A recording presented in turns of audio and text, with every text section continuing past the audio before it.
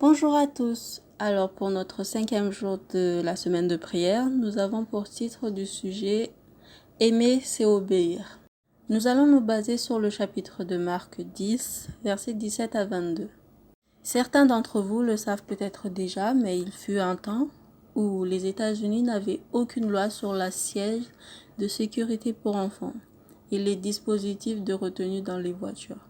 Malheureusement, et c'est tragique, mais de nombreux jeunes enfants qui n'étaient pas installés dans des chaises de voiture ou des ceintures de sécurité sont morts dans des accidents de la route.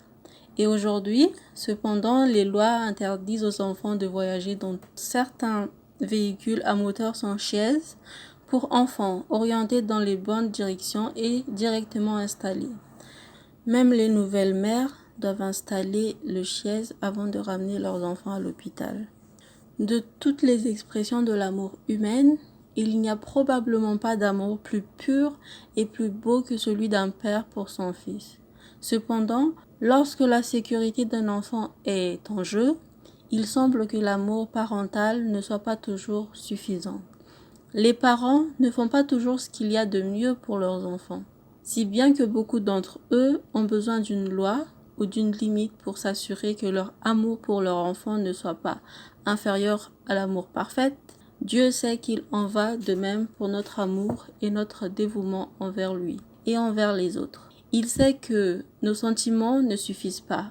Nous avons besoin des lois et des limites sous forme de commandements qui nous aident à l'aimer pleinement lui et les autres.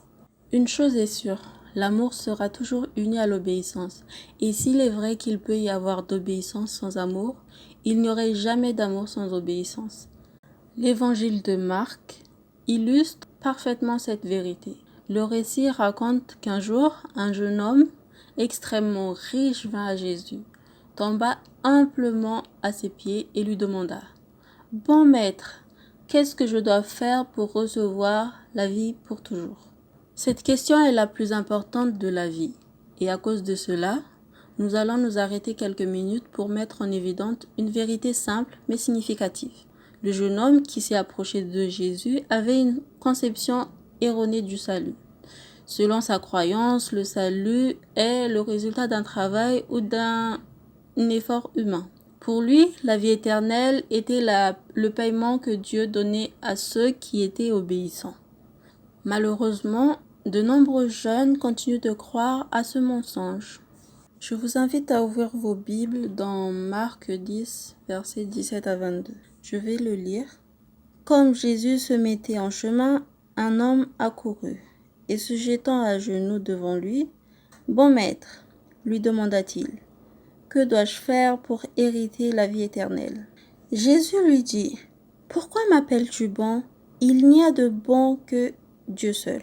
Tu connais le commandement, tu ne commettras point d'adultère, tu ne tueras point, tu ne déroberas point, tu ne diras point de faux témoignages, tu ne feras tort à personne.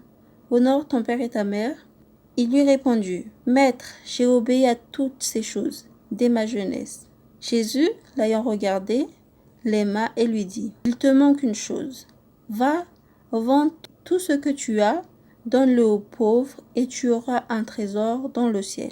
Puis, viens et suis-moi. » Mais, affligé de cette parole, cet homme s'en alla tout triste, car il avait des grands biens. Pourquoi sommes-nous sauvés? La Bible enseigne que la vie éternelle ne s'obéit pas. Elle se reçoit comme un don. Paul nous dit dans Éphésiens chapitre 2, versets 8 à 9, que en effet, vous êtes sauvés grâce à la bonté de Dieu et parce que vous croyez. Cela ne vient pas de vous, c'est Dieu qui vous donne le salut. Ce salut ne vient pas de vos actions à vous, donc personne ne peut se sauver. Mes chers amis, le salut est basé sur ce que Dieu a fait pour nous et non sur ce que nous faisons pour lui. Ainsi, le jeune homme riche devait changer sa mauvaise façon de voir le salut. Si je dois avoir la vie éternelle, je dois désapprendre tout ce que j'avais déjà appris. Pour guider le jeune homme riche sur sa bonne voie, Jésus a répondu à sa question en lui disant « Tu connais les commandements, ne tue personne, ne commets pas d'adultère, ne vole pas, ne témoigne pas des fausses contre quelqu'un, ne fais pas du mal aux autres, respecte ton père et ta mère. Lorsque le jeune homme riche entendit la réponse à sa question, il sauta de joie et dit avec une émotion débordante, « Maître, j'obéis à tout cela depuis ma jeunesse. » Mais à ce moment-là, Jésus l'ayant regardé les mains et lui dit, « Il te manque une chose. Va, vends tout ce que tu as, donne-le aux pauvres et tu auras un trésor dans le ciel. Puis viens et suis-moi. » Vous vous demandez peut-être, que s'est-il passé ici? Comment se faisait-il qu'il manque encore quelque chose à un jeune homme qui avait obéi au commandement? Que lui manquait-il? Il lui manquait la chose la plus importante. Au sujet du jeune homme riche, Ellen White a écrit « Le Christ lisait dans le cœur de ce chef. Il ne lui manquait qu'une chose, mais cette chose était un principe vital.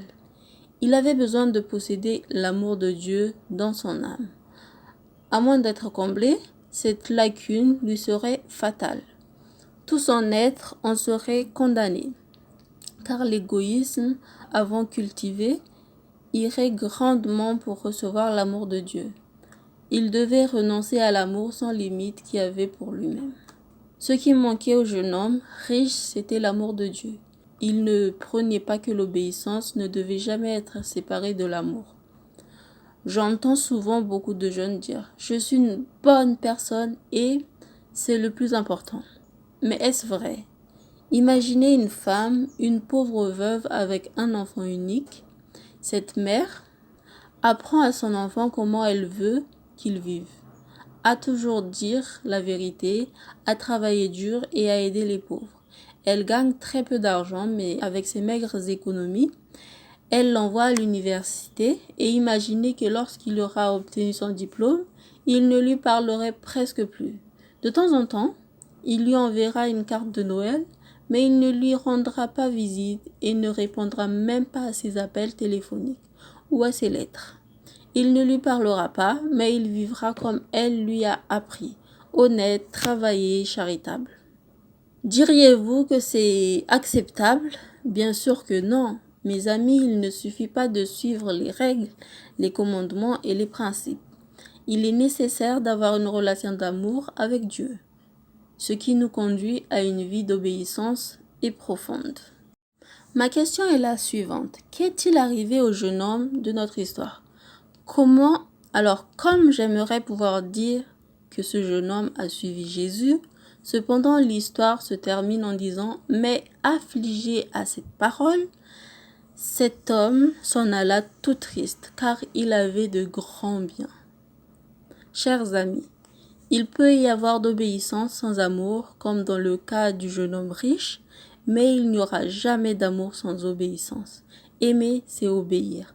Lorsqu'on a demandé à Jésus quel était le commandement le plus important de la loi, il a répondu sans ménagement, « Tu aimeras le Seigneur ton Dieu de tout ton cœur, de toute ton âme et de toute ta pensée. » C'est le premier et le plus grand commandement qui se trouve dans Matthieu 22, versets 37 à 38.